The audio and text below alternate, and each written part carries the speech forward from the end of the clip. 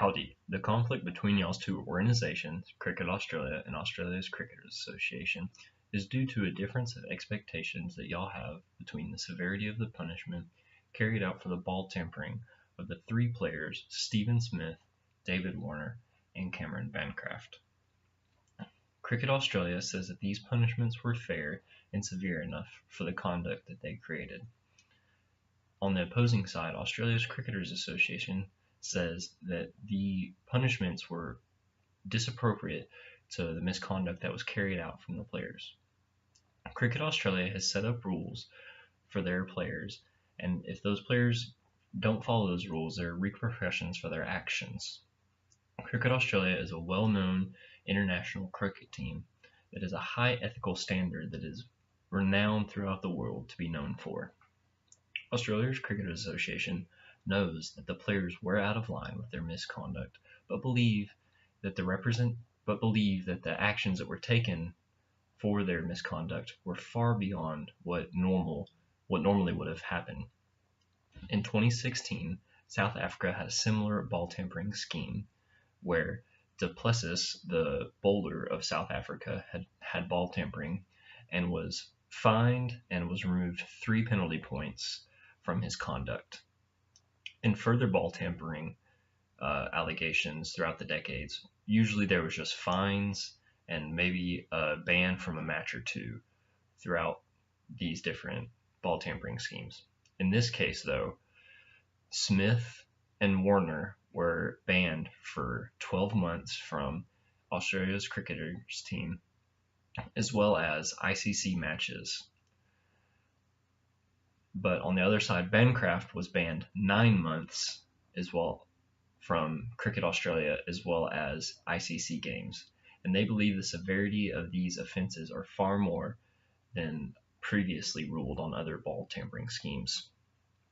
At this point in y'all's conflict, y'all are at a point of seeking higher authority to help negotiate these help this negotiation go along furthermore. Y'all have realized that there is no more, y'all can't go head to head on this, but need a higher form of authority to help oversee the negotiations between the two of y'all. There are some underlying interests between y'all's two organizations, and that is for the love of the sport of cricket. Throughout Australia and out the world, cricket is one of the oldest sports and is well known throughout all of Australia. Many young kids look up to professional athletes and hope to and aspire to be them one day.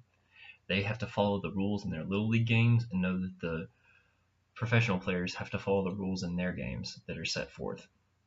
And this helps to create the strong standing ethics of the Australian team, and is one of the things that both of these organizations can attest for, and is a mutual interest of them, is keeping the highest ethical standard of Cricket Australia, as well as the value and culture of cricket in Australia as general.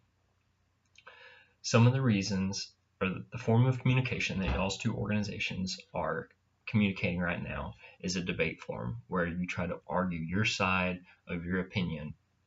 It is not helping out very much.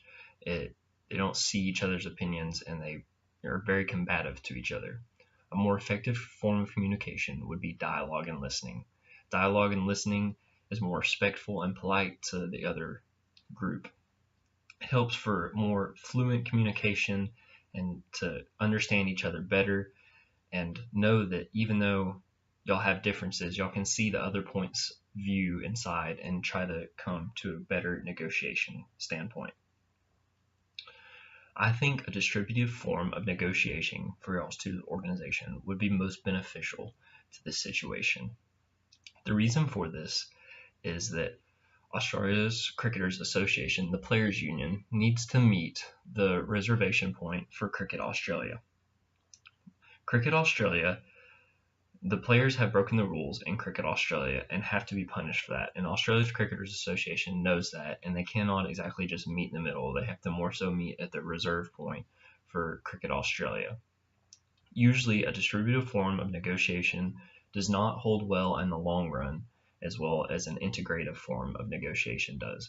But I believe with the removal of some of the barriers that I'm about to discuss, it will be beneficial for both of these teams, or for both these organizations, to communicate in a distributive form of negotiation to help meet at some point at all and not just leave anything off the table and have no form of negotiations whatsoever at all.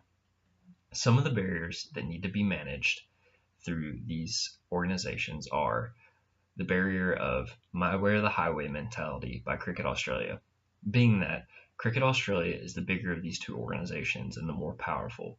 They shouldn't just step all over Australia's Cricketers Association and belittle them by saying that I know everything and I'm not going to take into consideration what you think about this. In negotiation, you have to take both parts of the organizations and try to figure out a more common ground as to what the situation holds.